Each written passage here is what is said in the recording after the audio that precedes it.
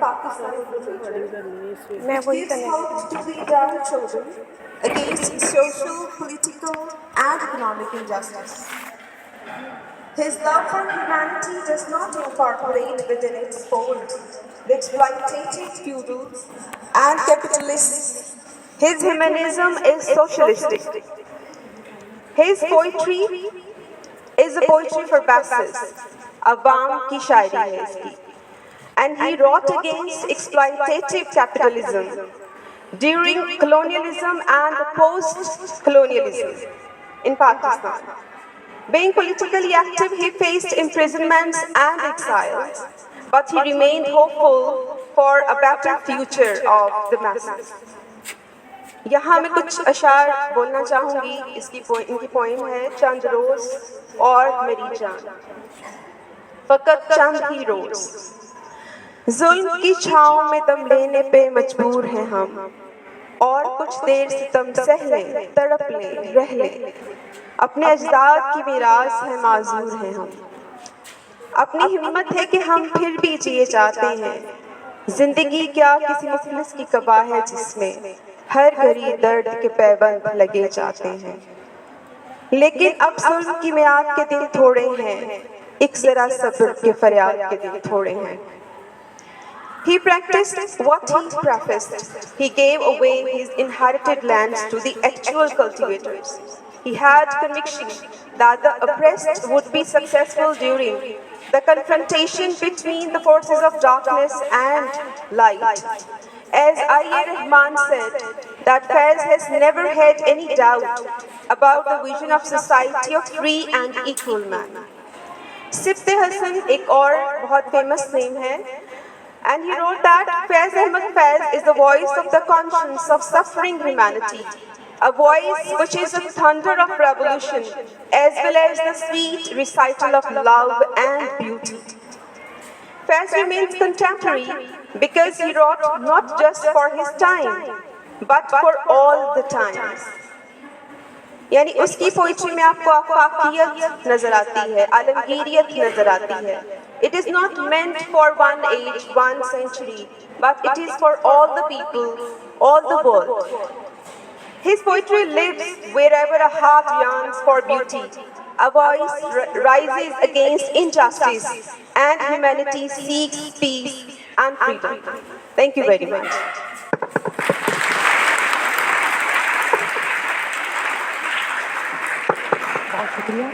اور ڈاکٹر سائرہ اختر نے بہت مفصل انداز میں فیض کی اصلی حیثیت کو واضح کیا. ہمارے آج کے پروگرام کے مہمان اعزاز ڈاکٹر صدف نقوی, جو کہ صدر شعبہ میڈیا اینڈ میس کمیونیکیشن اور incharge of women development and mentoring centre ہیں. ریسرچ جرنل تحقیق کی ایڈیٹر ہیں. تحقیق و تنقید اور اقبالیت پر ان کی 10 سے زیادہ کتابیں شائع ہو چکی ہیں. متعدد نیشنل انٹرنیشنل کانفرنسز میں شرکت کر چکی ہیں. ان کی علمی و ادبی خدمات پر انہیں کئی ایوارڈ اور اسناد سے نوازا جا چکا ہے. ان کی نگرانی میں اب تک 40 سے زائد ایم فل اور 15 پی ایچ ڈی اسکالر اپنا تھیسس مکمل کر چکی ہیں. ہمارے لیے اعزاز کی بات ہے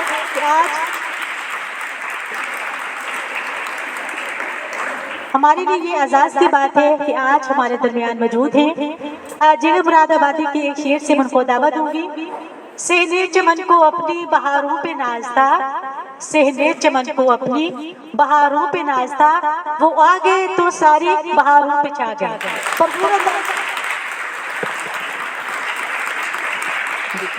بہت شکریہ عزیز طالبات. آواز آ رہی ہے میری؟ بہت اچھا لگا یہاں آ کے, اس لیے کہ اس کالج کی بنیادوں میں ہماری بھی کوشش شامل ہے. میڈم نے ڈاکٹر ساجدہ کنور یہاں آنے سے پہلے میرے ساتھ وہاں ہمارے شعبے میں ہی کام کرتی رہی ہیں. ساجدہ بہت آپ کا شکریہ, بہت اچھے انداز میں آپ نے تعارف کروایا. آپ کی ڈاکٹر روبینہ یاسمین میری پی ایچ ڈی کی اسٹوڈنٹ ہیں, ایم فل کا تھیسس جنہوں نے میرے ساتھ کیا. اور جو سب سے اہم بات کہ جب یہ کالج شروع ہوا تو اس کالج کا آغاز میں نے اور میڈم افسانہ مہدی نے کیا. وہ یہاں پرنسپل تھی اور میں وائس پرنسپل کے طور پہ کام کیا. تو یہاں بہت سے پودے ایسے ہیں جو کہ میرے ہاتھوں کے لگے ہوئے ہیں. تو آپ جانتے ہیں یہ 2008 سے 2009 تک میں یہاں تھی اور اس کے بعد میں مدینہ ٹاؤن چلی گئی. وہ کالج تھا, اس کے بعد یونیورسٹی بنا, پھر میں نے یونیورسٹی جوائن کر لی. تو طالبات بہت اچھا لگا مجھے یہاں آ کے. اور پھر آپ لوگوں کا ڈسپلن دیکھ کے, ڈاکٹر سائدہ قمر, ڈاکٹر ربینہ یاسمین دونوں نے میرے ساتھ کام بھی کیا ہے. آپ کے لیے بڑی یہ خوشی کی بات ہے کہ اتنے اچھے اساتذہ آپ کے پاس آئے ہیں, تو آپ کو سیکھنے کا موقع مل رہا ہے. ڈاکٹر سید تقی عابدی صاحب کینیڈا سے تشریف لائے ہیں, مسیحا ہے, MBBS ڈاکٹر ہیں, لیکن اردو سے اتنی محبت ہے, اردو کے وکیل ہیں اور مور دین 80 کتب جو ہیں اردو کی لکھ چکے ہیں. یہ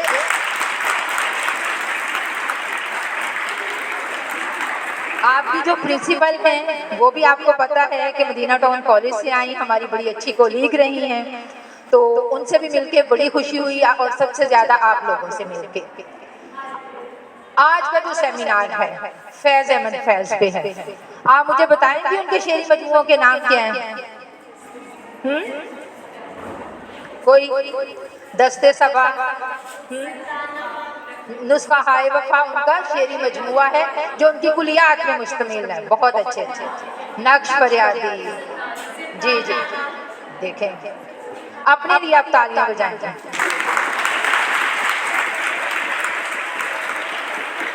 بچوں جو موضوع آپ نے رکھا فیض کی اصلی معنویت, بہت اچھا موضوع.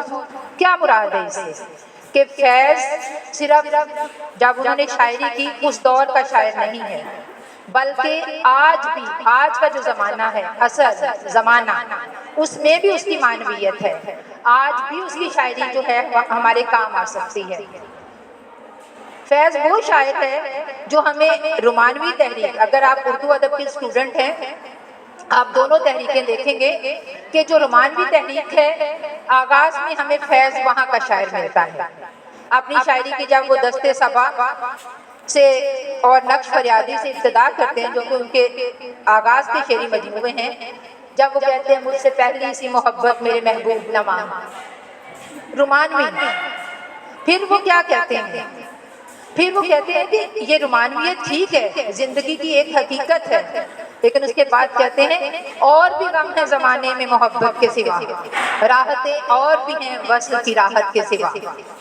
یعنی پھر ان کا نقطہ نظر وسیع ہو جاتا ہے. رومانویت سے وہ حقیقت پسندی کی طرف آ جاتے ہیں, اور جب وہ حقیقت پسندی کی طرف آتے ہیں طالبات, تو پھر پوری دنیا کا دکھ ان کو اپنا دکھ نظر آنے لگتا ہے. یعنی پھر وہ ترقی پسند تحریک سے وابستہ ہو جاتے ہیں. پھر ہم فیض کو رومانوی تحریک میں بھی کھڑا کرتے ہیں اور ان کو ترقی پسند تحریک میں بھی. اب ترقی پسند تحریک کیا ہے؟ ترقی پسند تحریک جو کہ عوام کی بات کرتی ہے, جو کہ حقیقت کی بات کرتی ہے, وہ جو بھی مسائل ہمارے سامنے بکھرے پڑے ہیں ان پہ پردہ نہیں ڈالنا, ان کو معاشرے کے سامنے لانا. تو فیض نے پھر جب شاعری کی آپ کے سامنے, آپ کو پتہ ہے کہ ان کو اس کے لیے قید و بند کی سوچ سے بھی برداشت کرنا پڑی, ان کو جیل بھی کاٹنا پڑی اپنی شاعری کی وجہ سے.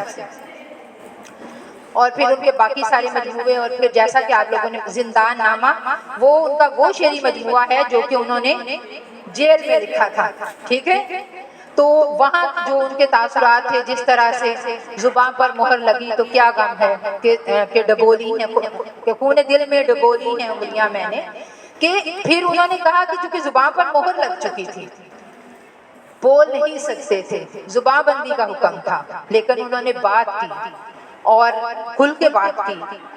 جتنے بھی عصر حاضر کے مسائل تھے, آج بھی جو ہمارا انقلاب کا زمانہ ہے, تبدیلی کا زمانہ, ہر لحظہ تبدیلی جو ہے وہ رونما ہو رہی ہے. تو آج بھی جو ہے ہمیں فیض کی ضرورت ہے, اور آج بھی میں یہ کہوں گی کہ فیض آج کے دور کا بھی شاعر ہے. اور اینڈ پہ فیض کے اس شعر سے کہ ہم سہل طلب کون سے فرحات تھے, لیکن ہم سہل طلب کون سے فرحات تھے, لیکن اب شہر میں تیرے کوئی ہمسا بھی کہاں ہے.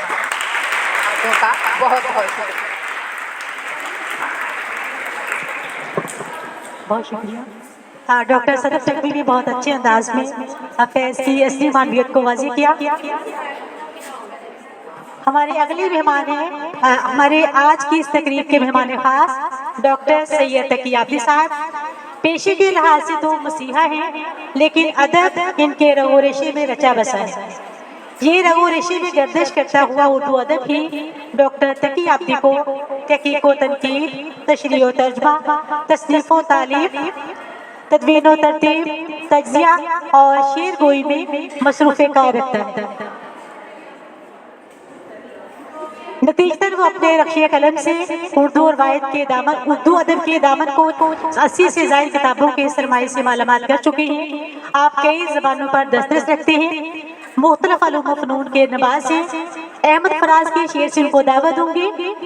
سنا ہے بولے تو باتوں سے پھول جھڑتے ہیں، سنا ہے بولے تو باتوں سے پھول جھڑتے ہیں، یہ بات ہے تو چلو بات کر کے دیکھتے ہیں۔ بھرپور تعلیمی استقبال کیجیے ڈاکٹر سید تقی عابدی صاحب۔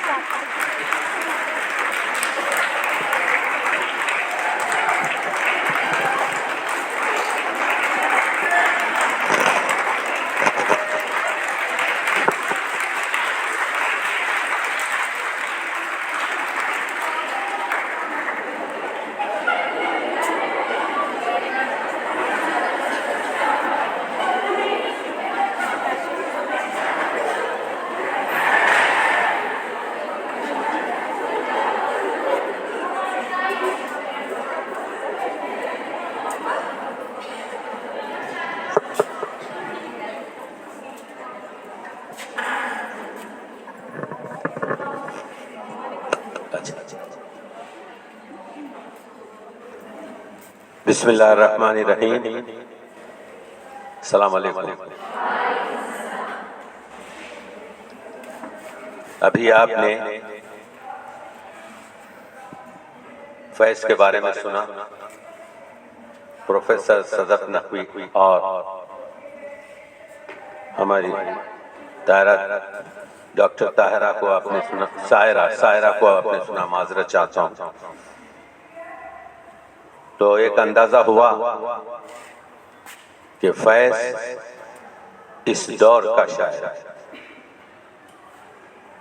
یہ 21ویں صدی گلوبل ولیج فیض کی صدی۔ آج سے 40 سال پہلے فیض کالجوں میں پڑھایا نہیں جاتا تھا، فیض یونیورسٹیز میں پڑھایا نہیں جاتا تھا، فیض بازاروں میں تھا، میلوں میں تھا، ٹھیلوں میں تھا، عوام میں تھا۔ تو آج آپ دیکھ رہے ہیں کہ یہ ایک انقلاب ہے۔ خود فیض نے کہا تھا، بلا سے ہم نے نہ دیکھا تو اور دیکھیں گے، فروغ گلشن و سوتے ہزار کا موسم، یعنی یہ گلشن کے فروغ کا۔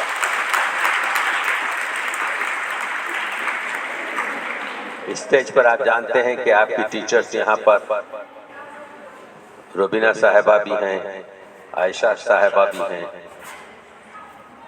اور ناموں سے کم واقفیت ہو رہی ہے، اس وجہ سے ڈرتا یہ ہوں کہ بعض کے نام لوں، بعض کے نام نہ لے سکوں۔ ڈاکٹر ساجدہ صاحبہ۔ تو میں یہ کہہ رہا ہوں کہ فیض 1940-41 میں ان کا پہلا جو مجموعہ آیا نقش فریادی، اس میں اس کے آنے سے پہلے ان کی ایک نظم جس کا بھی ذکر پروفیسر صدف نقوی نے کیا ہو چکا تھا، مجھ سے پہلی سی محبت میرے محبوب نامہ۔ جب یہ نظم 1940 میں چھپی تو اس پر ہر دو طریقے کے ریویوز ہوئے، کیونکہ یہ بڑی رومانٹک نظم تھی کہ تیری آنکھوں کے سوا دنیا میں رکھا کیا ہے، تو جو مل جائے تو تقدیر نگوں ہو جائے، یوں نہ تھا میں نے فقط چاہا تھا یوں ہو جائے۔ تو تیری آنکھوں کے سوا دنیا میں رکھا کیا ہے، رومانس سے بھری ہوئی یہ نظم اس کے بعد کا جو حصہ تھا، ان گنت صدیوں کے تاریخ بہی معنی طلسم، یہ 4 مصروں میں فیض نے ہمارے پاس کی جو جاگیردانہ اور ہمارے پاس جو مرد بنیاد معاشرے کے مسائل تھے اس کو یہاں پر پیش کیا کہ یہ صدیوں سے ان گنت صدیوں کے تاریخ بہی معنی طلسم، ریشم و اطلس و کمقاب میں بنوائے ہوئے، اس میں ایک شعر نسخہ ہے وفا میں آپ کو نہیں ملتا، وہ یہ ہے کہ مرض جسم نکلے ہوئے امراض کے تنوروں سے، پیپ بہتی ہوئی گلتے ہوئے ناسوروں سے۔ تو کہا فیض تم نے اس رومانٹک نظم کا مزہ کرکرا کر دیا، لیکن فیض نے کہا کہ لوٹ جاتی ہے ادھر کو بھی نظر کیا کیجے، اور اقرار بھی کیا اب بھی دلکش ہے تیرا حسن مگر کیا کیجے۔ تو ایک نئی چیز، ایک نیا خیاطہ تھا، ایک نئی جہد تھی، اسی لیے فیض نے کہا تھا کہ میں نے غم جانا کو بیچ کر غم دوراں خریدا ہے، یعنی کہنے کا مطلب یہ ہے کہ میں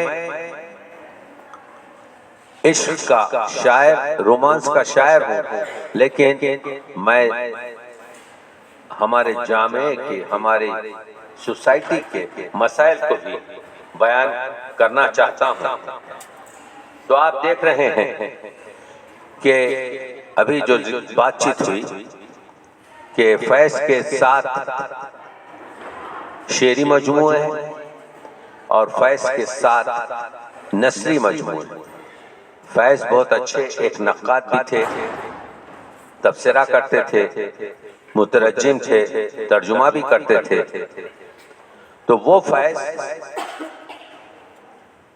جو آج اس دور کا شاعر ہے بہت کم شعر کہے، یعنی ان کے کل 1800 شعر ہیں، اس میں سے غزلیں تو کوئی 70 کے قریب غزلیں ہیں۔ 55 سال ریاضت میں تو بہت کم گو تھے، زیادہ آپ کے جو ہے شعر نہیں کہتے تھے، لیکن ان کے پاس ان کے کلام میں احساس کی شدت تھی۔ وہ جب بھی کرتے ہیں اس نطق و لب کی بقیہ گری، فضا میں اور بھی وہ جب بھی کرتے ہیں اس نطق و بقیہ گری، فضا میں اور بھی نغمے بکھرنے لگتے ہیں، در قفس پہ اندھیرے کی مہر لگتی ہے تو فیض دل میں ستارے اترنے لگتے ہیں۔ یعنی مجبوری کی حالت میں اور روشنی ہو رہی ہے۔ فیض کا پر کئی الزامات لگائے گئے۔ فیض کی ایک چھوٹی سی نظم ہے، بول، یعنی شاعر لوہار کی دکان کے سامنے سے گزر رہا ہے، دیکھ رہا ہے کہ ایک زنجیر بن رہی ہے، تو شاعر سوچتا ہے یہ زنجیر بن جائے گی کسی آزاد کو گرفتار کرنے کے لیے، کسی آزاد آواز کو بند کرنے کے لیے۔ تو ایک نظم لکھی، بول کے لب آزاد ہیں تیرے، بول یہ ستواں جسم ہے تیرا، بول یہ تھوڑا وقت بہت ہے، بول کے سچ زندہ ہے اب تک، دیکھ کے آہن گر کی دکان پر دن ہے شعلے سرخ آہن، پھیلا ہر ایک زنجیر کا دامن، بول یہ تھوڑا وقت بہت ہے۔ تو یہ جو نظم ہے بول، یعنی یہ بتاتے ہیں ہم کو فیض کہ تھوڑا وقت کا بہانہ ہم کو نہیں کرنا چاہیے، بلکہ تھوڑا وقت بھی در حقیقت بہت وقت ہوتا ہے۔ تو فیض کے پاس احساس کی شدت ہے، جذبے کا خلوص ہے، اور تعمیر کی کوشش۔ ان کی فکر اجتماعی ہے، گروپ وائز ہے، وہ اپنے بارے میں نہیں سوچتے، انفرادی نہیں ہے۔ اور انہوں نے عشق اور دل کی حکومت میں اور عقل کی دنیا میں دونوں سے کام لیا ہے، عقل سے بھی اور دل سے بھی۔ تو آپ دیکھ رہے ہیں کہ ان کی شاعری میں مشاہدہ بھی ہے، مجاہدہ بھی ہے۔ یہ باتیں میں اس وجہ سے کر رہا ہوں کہ اگر ان کے مصرے دیکھیں آپ، خفا سے بس میں تمہارے بس میں نہیں، چمن میں آتش گل کے نکھار کا موسم۔ تو یہ انسان کتنا بھی ظلم کر لے، لیکن ظلم پائیدار نہیں۔ وہ لاہور کی جیل میں تھے، مسلسل ایک شخص سے ملاقات ہوتی تھی، اس کا نام حسن ناصر تھا۔ ایک دن دیکھا کہ حسن ناصر نظر نہیں آ رہا، پوچھا کہ حسن ناصر کہاں ہے؟ کہا تم کو نہیں معلوم؟ حسن ناصر مر گیا، اس کو دفن بھی کر دیا گیا ہے۔ وہ ٹارچر کے درمیان اس کو جو ہے وہ مر گیا۔ تو اسی رات فیض نے ایک نظم لکھی، زندان کی شام۔ بڑی دردناک نظم ہے، لیکن میں یہ بتانا چاہ رہا ہوں کہ اس کے آخری چند مصرے جلوہ گاہے، وہ فیض کہتا ہے کہ دل سے پیہم خیال کہتا ہے، اتنی شیریں ہے زندگی اس پل، ظلم کا زہر گھولنے والے کامراں ہو چکے ہیں آج نہ کل، جلوہ گاہے وصال کی شمع وہ بجھا بھی سکے اگر تو کیا، چاند کو گل کرے تو ہم جانیں، حسن ناصر کو مار بھی دیا جائے تو کیا، آزادی خواہوں کو اگر کچل دے تو اس وقت ہم جانیں۔ تو یہ جو لہجہ تھا کہ یہ لہجہ بڑا خاص،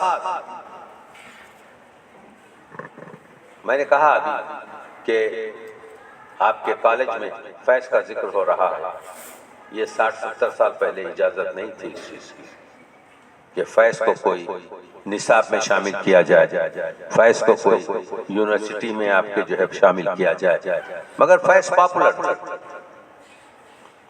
کیونکہ فیض جو بات کرتے تھے کہ متاع لوح و قلم چھن گئی تو کیا غم ہے، کہ خون دل میں ڈبو لی ہے انگلیاں میں نے، زباں پہ مہر لگی ہے تو کیا کہ رکھ دی ہے ہر ایک حلقہ زنجیر میں زباں۔ تو آپ دیکھ رہے ہیں کہ کس طریقے سے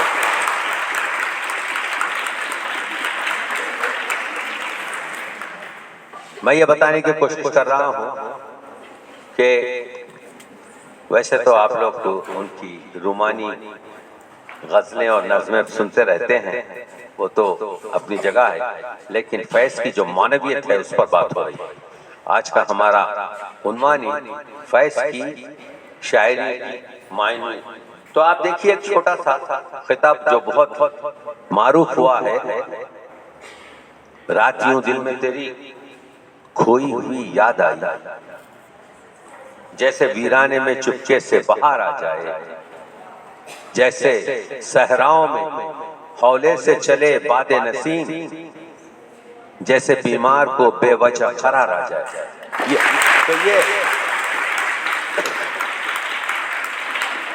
تو یہ 4 مصروں میں رکھا کیا ہے کہ اتنے پاپولر، اتنے وائرل ہو گئے؟ کیا وجہ؟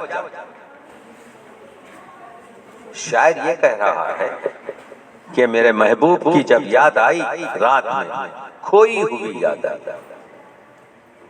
یعنی وہ نہیں جو بس یادیں بعض ہمیشہ آپ کے ساتھ رہتی ہیں، یادیں بعض بھول جاتا ہے انسان، اور جب وہ یاد آتی ہے تو وہ مناظر اس کے سامنے پیش ہوتے ہیں. تو رات یوں دل میں تیری کھوئی ہوئی یاد آئی.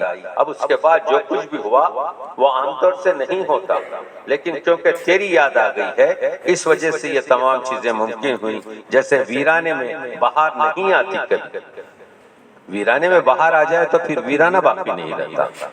جیسے صحرا میں کبھی باد نسیم نہیں چلتی، صحرا میں تو ہمیشہ لو چلتی ہے اور بیمار کو بے وجہ قرار نہیں آ سکتا. تو معلوم یہ ہوا فیض یہ بتا رہا ہے کہ تمہاری یاد کیا آئی، تیری یاد کیا آئی کہ یہ تمام چیزیں میرے پاس آپ کے بدل گئی. تو فیض نے اگرچہ کہ بہت کم شعر کہے ہیں، لیکن ایک ایک شعر میں فیض نے پورا ایک داستان کو سمیٹا. فیض پر الزام لگایا گیا تھا ایک راولپنڈی سازش کیس کا. فیض نے ایک ہی شعر میں وہ بات سارے فسانے میں جس کا ذکر نہ تھا، یعنی وہ سازش کی جو بات ہے، ہمارے کوئی عمل میں سازش نہیں تھی، وہ بات سارے فسانے میں جس کا ذکر نہ تھا، وہ بات ان کو بہت ناگوار گزری ہے. تو آپ نے دیکھا ایک ہی شعر میں پورا راولپنڈی کیس کو جو ہے سالو کر دیا کہ یہ کمال تھا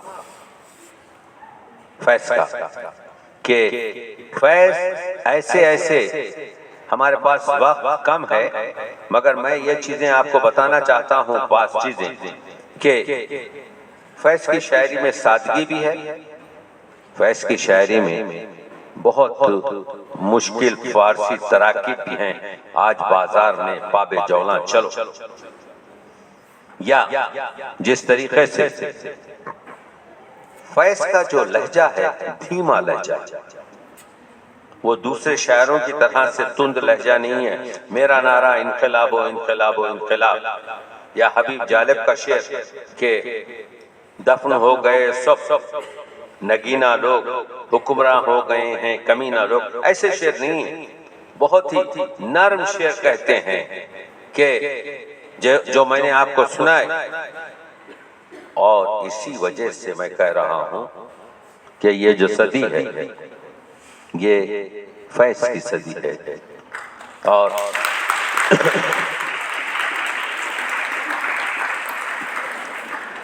فیض نے خود کہا تھا کہ ہم نے جو طرز فغاں کی تھی قفس میں ایجاد، یعنی ہم نے جو زندان میں، ابھی گفتگو ہوئی زندان نامہ کے بارے میں، فیض کو 2 مرتبہ جیل ہوئی، تو ہم نے جو طرز فغاں کی تھی قفس میں ایجاد، فیض گلشن میں وہی طرز بیان ہے. یعنی آج ہمارے شاعر وہی آپ کے لہجے میں بات کر رہے ہیں، لیکن سچ بات یہ ہے نہ ہوا پر نہ ہوا فیض کا انداز نصیب. فیض جو کرتے ہیں وہ ان کو انہی تک محدود رہا. اور فیض کا ایک بڑا زبردست شعر ہے، لیتے جائیے کہ مقام فیض کوئی راہ میں جچا ہی نہیں، جو کوئے یار سے نکلے تو سوئے دار چلے. آپ نے دیکھا کہ ایک شعر میں کس طریقے سے پوری چیزیں بیان کر دی گئی ہیں. جب میں یہ بتانا چاہ رہا ہوں آپ کو جو ہے کہ نوجوانوں کے لیے جو چیزیں، کیونکہ عشقیہ شاعر ہے،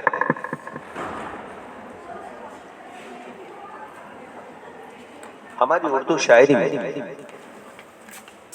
معاملات جنسی بھی ہیں، ہماری اردو شاعری میں رومانس بھی ہے، ہماری اردو شاعری میں ہم جانتے ہیں اختر شیرانی بھی ہے. تو یہ ہماری ایک روایت ہے، اس روایت سے فیض بھی گزرا، لیکن فیض کا انداز دیکھیے، الفاظ میں جو حسن ہے وہ دیکھیں، ان کا آنچل ہے کہ رخسار کے پیراہن ہے، کچھ تو ہے جس سے ہوئی جاتی ہے چلمیں رنگیں، آج پھر حسن دلارا کی وہی دھج ہوگی، وہی خابیدہ سی آنکھیں، وہی کاجل کی لکیر، رنگ رخسار پہ ہلکا سا وہ غازے کا غبار، صندلی ہاتھ دھندلی سی حنا کی تحریر، اپنے افکار کی اشعار کی دنیا ہے یہی، جانے مضمون ہے یہی، شاہد معنی ہے.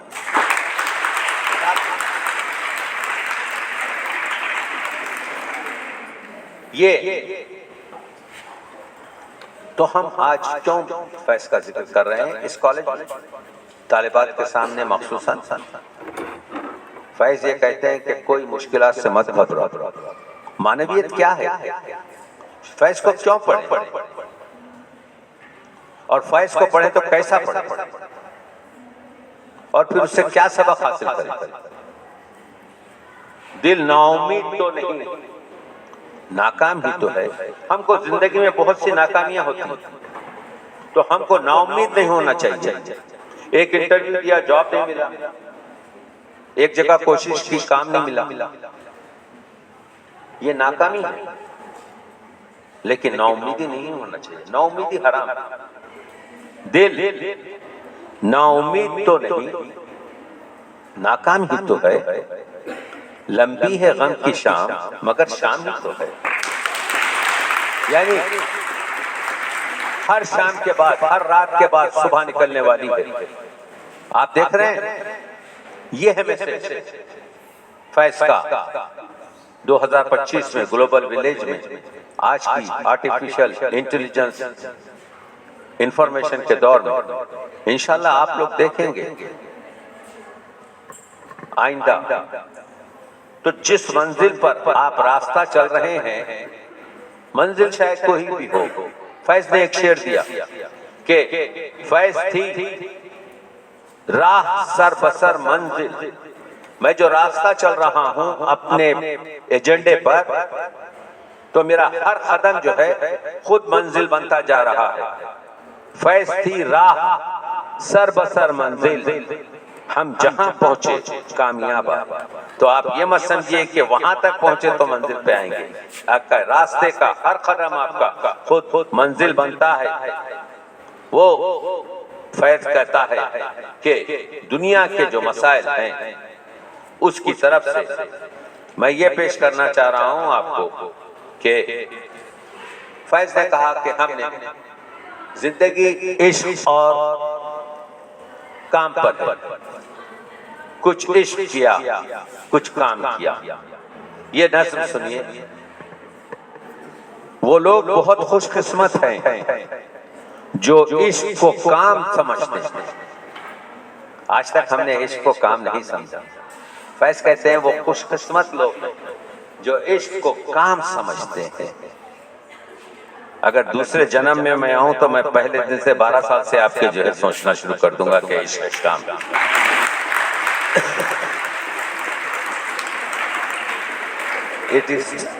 It is too late now. مگر آپ لوگوں کے لیے کہہ رہا ہوں وہ لوگ بہت خوش قسمت ہیں جو عشق کو کام سمجھتے ہیں یا کام سے عاشقی کرتے ہیں. ہم جیتے جی مصروف رہے، کچھ عشق کیا کچھ کام کیا، کام عشق کے آڑے آتا رہا اور عشق سے کام الجھتا رہا، پھر آخر تنگ آ کر ہم نے دونوں کو ادھورا چھوڑ دیا۔ میں کہوں گا فیض آپ نے ادھورا نہیں چھوڑا ہے، آپ نے پوری طریقے سے آپ کے کیا کہتے ہیں فیض لاہور کی جیل میں تھے۔ فیض کے اطراف ان کے کچھ دوست رہتے تھے۔ ایک دن دیکھا کہ رات تمام نہیں سوئے ہوئے، پوچھا کیا مسئلہ ہے؟ کہا کہ میرے دانت میں درد ہے اور میں جیلر سے کہہ رہا ہوں مجھے ڈینٹسٹ کے پاس بھجواؤ، تو جیلر کہہ رہا ہے ہماری جو ہے آج گاڑی نہیں ہے، آپ صبر کریں کل بھیج دیں۔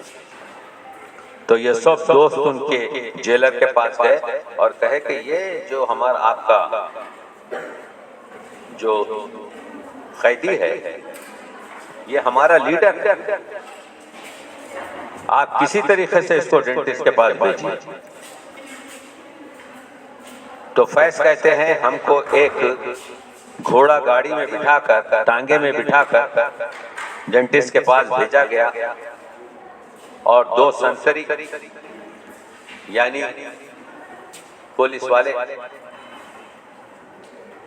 بندوقوں کے ساتھ کھڑے تھے۔ جب وہ ٹانگا چل رہا تھا تو لوگ پہچان گئے کہ یہ فیض ہے۔ فیض کہتے ہیں کہ جیسا جیسا میرا ٹانگا بڑھ رہا تھا میرے ٹانگے کے پیچھے ایک چھوٹا سا قافلہ لوگوں کا چل رہا تھا، تو دل میں ایک شعر آیا اور اس پر پوری نظم انہوں نے بعد میں لکھ دی، آج بازار میں باب جونا چل۔ تو وہ نظم میں آپ کو یہاں پر پڑھ کر نہیں سناؤں گا کیونکہ اس کا وقت نہیں ہے، لیکن آپ پڑھیں تو آپ کو معلوم یہ ہوگا کہ کس طریقے سے فیض نے وہ گفتگو کی ہے کہ بڑے بڑے شاعر آپ کے جو ہے نہیں کر سکے۔ اس وجہ سے جو آج کا ہمارا جو دور ہے ان دمکتے ہوئے شہروں کی فراواں مخلوق کیوں فقط مرنے کی حسرت میں جیا کرتی ہے، یہ ہنسی کھیت پھٹا پڑتا ہے جو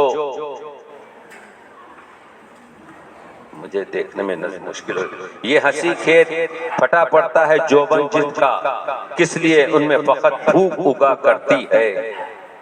تو یہ جو مضمون ہے آج پھر حسن دلارا کی وہی دھج ہوگی، وہی خوابیدہ سی آنکھیں، وہی کاجل کی لکیر۔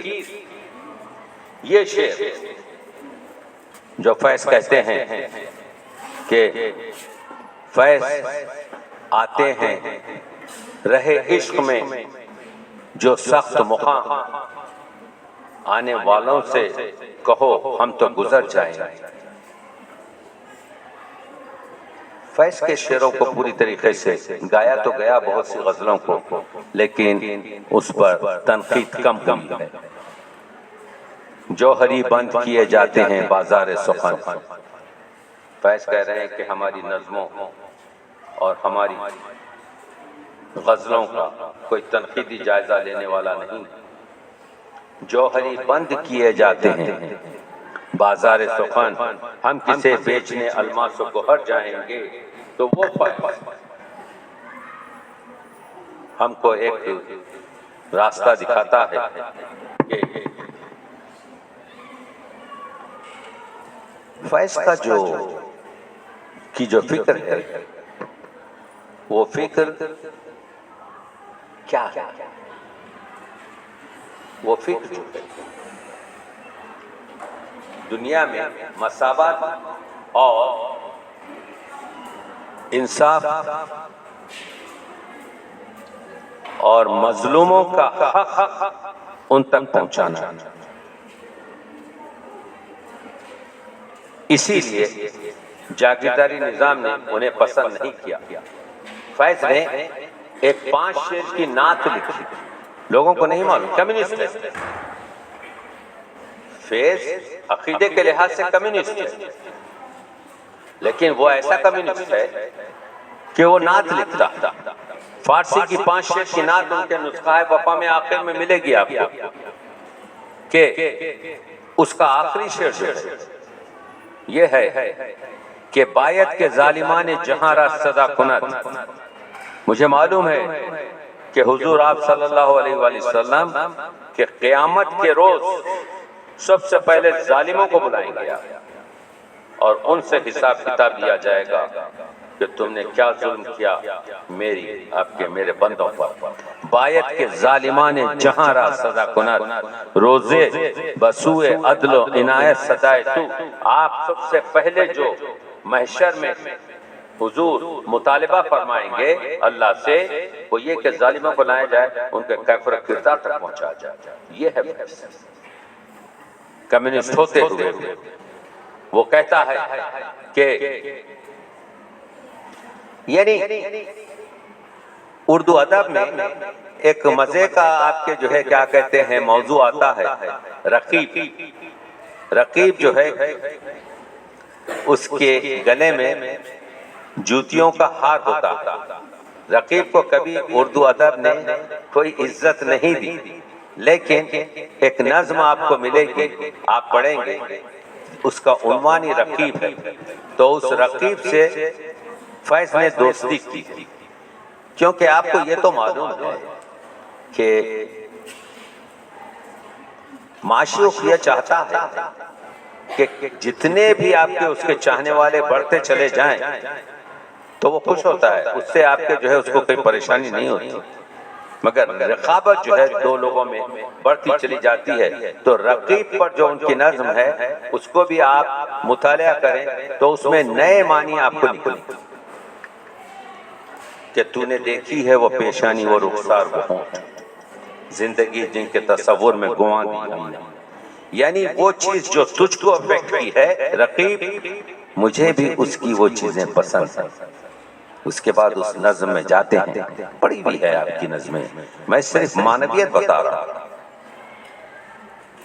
کہ معشوق اور عاشق کا جو فرق ہے، معشوق تو چاہے گا کہ 25 چاہنے والے ہوں، لیکن عاشق نہیں چاہتا 25 چاہنے والے، عاشق چاہتا ہے وہ صرف ایک ہی رہے۔ یہ جو ان کی ایک نظم ہے انتصاب، وہ یہ کہتے ہیں کسان پر مزدوروں پر رحم مت کرو بلکہ ان کا حق ادا کرو۔ ایک چیز ہوتی ہے حق، فقیر جب آپ سے پیسہ مانگتا ہے تو عجز اور انکساری سے مانگتا ہے، لیکن جب بیٹا آپ سے پیسہ مانگتا ہے تو اس کا لہجہ ہی الگ ہوتا ہے۔ تو کسان کا انٹروڈکشن کراتے ہوئے فیض نے کہا، آپ جانتے ہیں کہ بادشاہ جہاں والی ماں سوا نائب اللہ فی الارض دیکھاں کے نام، وہ دنیا کا بادشاہ جہاں والی ماں سوا، اللہ کے سوا سب سے بڑا ہے، نائب اللہ فی الارض دیکھاں کے نام۔ تو پہلے اسٹیٹس اس کا مقام بتا دیا کہ کسان کیا کس اہمیت کا حامل ہے۔ جب اس کا اسٹیٹس بتا دیا تو پھر کہا جس کے ڈھوروں کو ظالم ہکا لے گئے، جس کی بیٹی کو ڈاکو اٹھا لے گئے، ہاتھ بھر کھیت سے ایک انگوش پٹوار نے کاٹ لی، دوسری مالیے کے بہانے سے سرکار نے کاٹ لی، جس کی پگ زور والوں کے پاؤں تلے دھجیاں۔ یہ ہے فیض کا کہنے کا انداز۔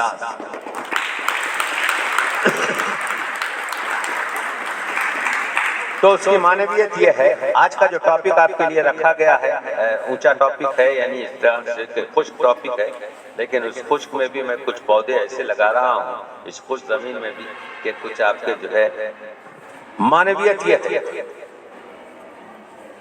کہ ہم مسائل کو کیسے بیان کریں. اردو بدنام ہو گئی لکھنؤ کے اور دلی کے دبستانوں سے کہ اس میں چوما چاٹی کی شاعری ایسی ہے کہ آپ اپنی ماں بہنوں کے سامنے بیٹھ کر آپ کے جو ہے سن نہیں سکتے. فیض کے ذہن میں یہ تھا، لیکن شاعر ہے، عشق کے مسائل کو بیان کرنا ضروری ہے تو کہا.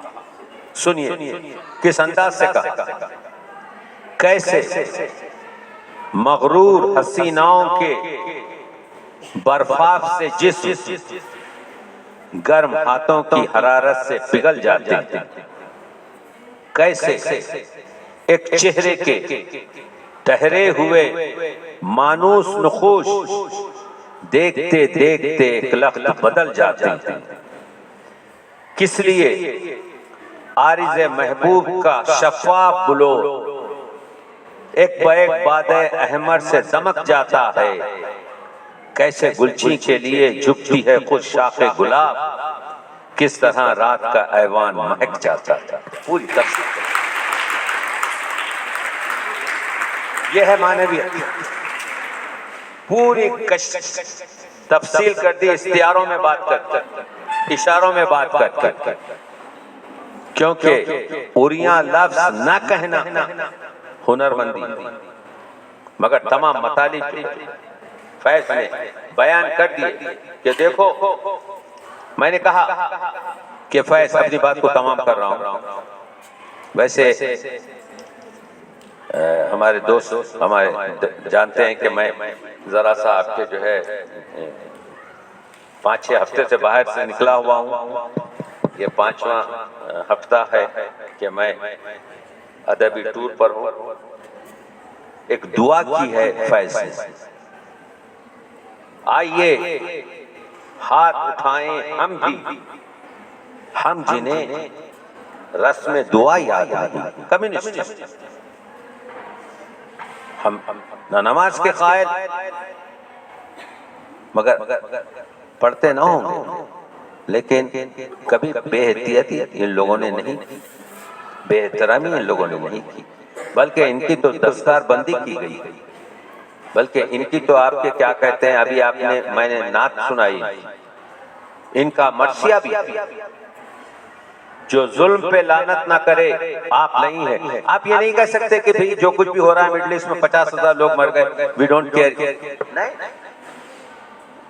جو جرم جو جبر کہتے ہیں، جو ظلم پہ لعنت نہ کرے آپ نہیں ہے، جو جبر کا منکر نہیں وہ منکر دین ہے. جہاں کہیں بھی آپ ظلم دیکھیں گے آپ کو کہنا پڑے گا I don't agree. آپ کو جو ہے ظالم کو آپ کو جو ہے کرنا پڑے گا. یہ انسانیت کا آئیے ہاتھ اٹھائیں ہم بھی، ہم جنہیں رسم دعا یاد نہیں، ہم جنہیں سوز محبت کے سوا کوئی خدا یاد نہیں. تو وہ لمبی دعا، لیکن 2 شعر دیکھیے. جن کا دین پیروی کسب و ریا ہے ان کو ہمت کفر ملے، جرت تحقیق ملے. جن کے سر منتظر تیغ جفا ہیں ان کو دست قاتل کو جھٹک دینے کی توفیق ملے. یہ ہے دعا کا اثر. علامہ اقبال بھی یہی کہتے ہیں. پوری عبادت کا جو مسئلہ ہے صرف یہ ہے کہ اللہ کے سوا کسی اور کے آپ جو ہے تابع نہ رہیں، اللہ کے سوا کسی اور کے آپ بندے نہ رہیں. علامہ اقبال نے بھی یہی کہا کہ عبادت غیر اللہ سے وہی سجدہ ہے. علامہ اقبال کہتے ہیں وہی سجدہ ہے لائق احترام، کرے سارے سجدے جو تجھ پر حرام. تو دنیا کے جتنے بھی لوگوں کے اللہ کے سوا سجدے ہیں اس کو حرام کرتا ہے وہی سجدہ جو ہے لائق احترام. وہ سجدہ روح زمین جس سے کانپ جاتی ہے اسی کو آج تڑپتے ہیں مسجدوں میں. ہمارے پاس نہیں ہو رہا.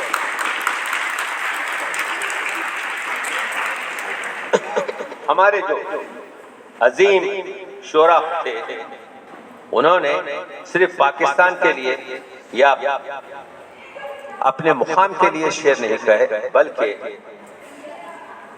ہم جیتیں گے آپ تو جانتے ہیں کہ وہ ایک انقلاب کے لیے لکھا گیا، یا 1951 میں جب فیض زندان میں تھے تو وہاں سے ایک نظم لکھی تھی، یہ کون جواں ہے ارض عجم اے ارض عظم اے ارض عجم. تو وہ جو نظم ہے وہ بتا رہی ہے کہ فیض پوری دنیا میں جہاں کہیں بھی ظلم ہوتا ہے آواز بلند کرتے ہیں. ختم کر رہا ہوں بات کو. فیض کا جو ڈکشن ہے وہ غالب کا ڈکشن ہے.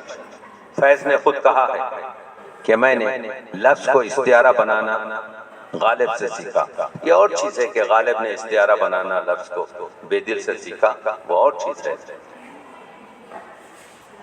یہ شعر آپ کو نسخہ ہے وفا میں نہیں ملے گا. یہ جب وہ ایڈیٹر تھے، بی اے کے اسٹوڈنٹ تھے، راوی کے ایڈیٹر تھے، اس وقت لکھا تھا لب بند ہیں ساقی میری آنکھوں کو پلا دے، وہ جام جو منت کش صحبا نہیں ہوتا.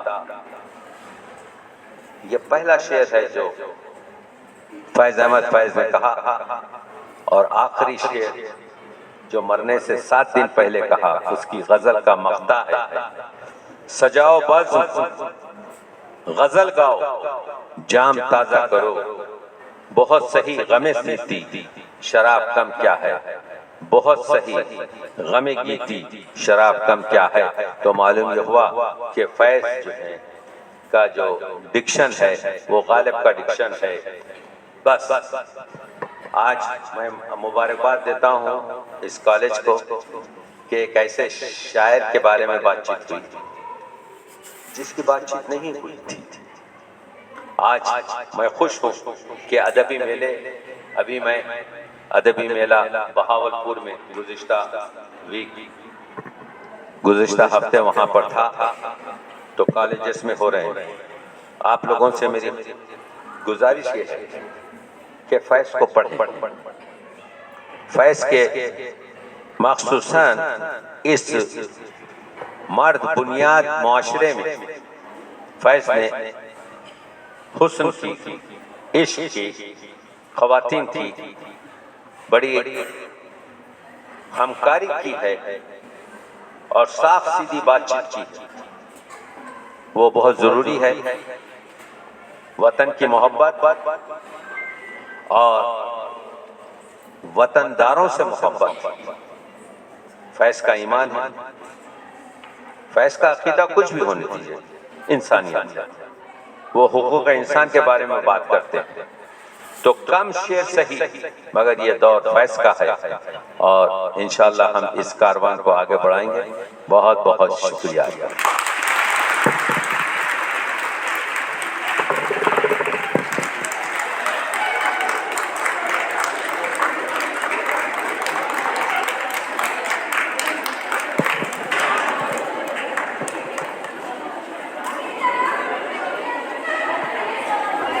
بہت شکریہ.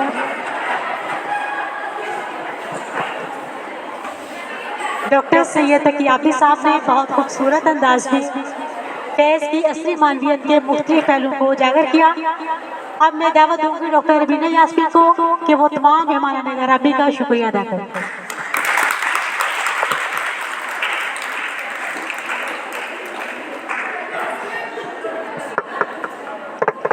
السلام علیکم اسٹوڈنٹس. آج ہمارے آنریبل گیسٹ نے فیض احمد فیض کی زندگی کے بارے میں، ان کی شاعری کے بارے میں آپ کو بتایا. اور ہم انگلش لٹریچر کے لوگ ہیں، لیکن لٹریچر ہمیں آپس میں جوڑتا ہے، چاہے وہ اردو لٹریچر ہو، پرشین ہو یا پھر انگلش ہو. تو فیض احمد فیض کو انگلش کے اسٹوڈنٹس بھی پڑھتے ہیں. The thing is that ہم یونیورسل آسپیکٹ پڑھتے ہیں مختلف آتھرس کا، مختلف جو پوئٹس ہوتے ہیں ان کا. تو فیض احمد فیض بھی کسی ایک ریجن تک کنفائنڈ پرسن نہیں تھے. ان کی جو شاعری ہے اس میں یونیورسل آسپیکٹ ملتا ہے، اور ان کی شاعری جو چیز ہمیں سکھاتی ہے being students being citizens of Pakistan, جو چیز امپورٹنٹ ہے وہ یہ ہے کہ آپ جب بھی کسی جبر کو کسی ظلم کو دیکھتے ہیں آپ نے اس پہ خاموش نہیں رہنا، آپ نے بولنا ہے۔ وہ بولے، انہوں نے جو ان کا فرض تھا انہوں نے اس کو ادا کیا، وہ جیل بھی گئے، انہوں نے کافی صعوبتیں سہی، تشدد سہا۔ تو آج ہم جس دور میں رہ رہے ہیں یہاں بھی یہی چیز لاگو ہوتی ہے کہ جب بھی آپ کسی ظلم کو دیکھیں تو اس پہ ضرور بولیں، بول کے لب آزاد ہے تیرے۔ اور یہ بہت اچھی ان کی پوئم ہے، چھوٹی ہے لیکن بہت اچھی ہے۔ اور اسی طرح سے وہ فرماتے ہیں، نہیں نگاہ میں منزل تو جستجو ہی صحیح، نہیں وصال میں سر تو آرزو ہی صحیح۔ کم از کم to bring a change you should have the wish for it. آپ کسی چیز کے بارے میں خواب دیکھیں، آپ اس کے بارے میں سوچیں، and there will be a time جب آپ اس چیز کو اچیو کریں گے۔ جس طرح سر نے بتایا کہ ان کو یونیورسٹیز میں پڑھانے کی پرمیشن نہیں تھی، کالجز میں پڑھانے کی پرمیشن نہیں تھی، اس کا کیا مقصد تھا؟ کوئی بھی نہیں چاہتا کہ لوگوں کو شعور ملے اور وہ ہمارے خلاف کھڑے، لیکن یہ لوگ ہوتے ہیں، شعراء ہوتے ہیں، جو رائٹرز ہوتے ہیں، ناولسٹ ہوتے ہیں، کافی کیٹیگریز آ جاتی ہیں، وہ اپنے قلم کے ذریعے جہاد کرتے ہیں، جہاد بالقلم، جہاد باللسان۔ اور ہمیں بھی چاہیے کہ ہم اس جدوجہد کا حصہ بنیں۔ آپ کو جو سکھایا جاتا ہے آپ اس کو آگے پھیلائیں۔ زبان آپ کی ہے، آپ اس کو جس طرح سے چاہیں استعمال کر سکتے ہیں، تو کسی اچھے مقصد کے لیے کریں، ٹھیک ہے؟ تو آج کا سیمینار بہت اچھا رہا، اردو ڈپارٹمنٹ اس کے لیے مبارکباد کا حق رکھتا ہے۔ And thank you, sir. Thank you, everyone.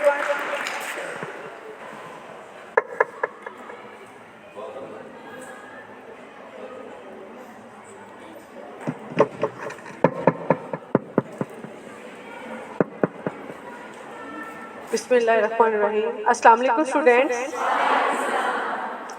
سب سے پہلے تو اپنے معزز مہمان ڈاکٹر سید تقی عابدی صاحب اور میری ٹیچر ڈاکٹر صدف نقوی اور میڈم ڈاکٹر سائرہ اختر اور میڈم عائشہ بی بی اور میری ساری ٹیم اور ہمارے تمام طالبات جنہوں نے اس پروگرام کو کامیاب بنانے میں مدد کی ہے، اور یہاں بڑے آرام سے بیٹھ کے آپ سب نے جو سنا ہے، اتنا اچھا ادبی جو سر نے لیکچر دیا ہے، مجھے لگتا ہے کہ آپ سب سننے کے بعد فیض کے بارے میں ضرور اور پڑھیں گے اور جاننے کی کوشش کریں گے۔ تو ڈاکٹر تقی عابدی جو کہ کینیڈا سے تشریف لائے ہیں، آپ نے ان کا تعارف سنا کہ یہ پیشہ کے لحاظ سے ڈاکٹر ہیں، لیکن ادب سے ان کا جو لگاؤ ہے، آپ نے دیکھا کہ انہوں نے فیض کے بارے میں، اقبال کے بارے میں کچھ بتایا، غالب کی بات بھی اس میں کی۔ تو ان کی جو کتابیں ہیں ان میں حالی شناسی کی ایک کتاب تھی، اس کی رات کو تقریب رونمائی تھی، جس پہ ڈاکٹر صدف نقوی نے ایم فل کا تھیسس کروایا، تو وہ کتاب ان کی چھپ گئی، ایم فل کا مقالہ جو ہے وہ کتاب بھی شکل میں ہمارے پاس موجود بھی ہے۔ تو اس میں ڈاکٹر صاحب کی جو حالی شناسی پہ کتابیں تھیں ان کے بارے میں وہ ایک تھیسس تھا۔ اس کے علاوہ کسی یونیورسٹی سے بھی ایک کتاب جو ہے سر کی بکس پہ انہوں نے کام کیا، ڈاکٹر تقی عابدی، ہاں جی، فیض شناسی پہ انہوں نے کام کیا ایم فل میں، اور وہ کتاب بھی کل پبلش ہو گئی، اس کی تقریب رونمائی ڈاکٹر صدف نقوی نے کروائی ہے۔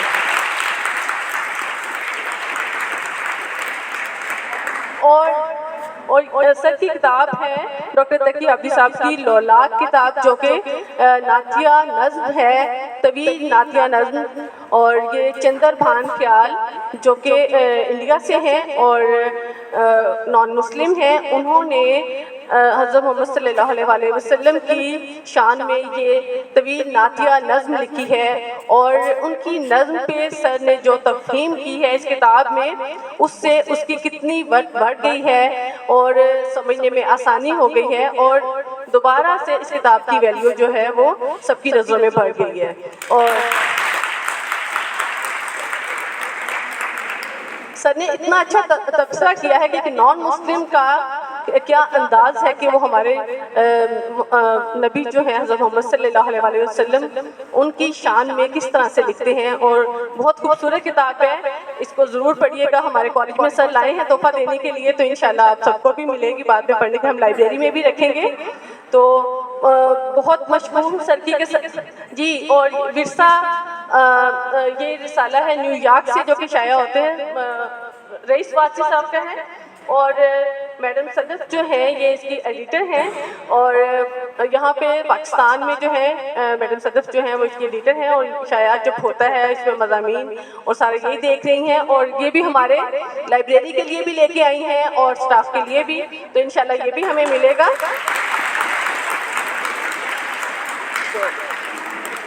آج کی اس ادبی اور علمی سیمینار میں آج آپ لوگوں نے صرف سر سے ملاقات ہی نہیں کی ہے، میڈم سے بھی کی ہے، اور فیض کے علاوہ ہمیں بکس بھی ملیں گی جو کہ ہم اپنی لائبریری میں رکھیں گے۔ تو میں اس علمی اور ادبی سیمینار کے کامیاب انعقاد پر آپ سب کی مشکور ہوں کہ آپ یہاں تشریف لائے اور ہمیں رونق بخشی۔ بہت شکریہ۔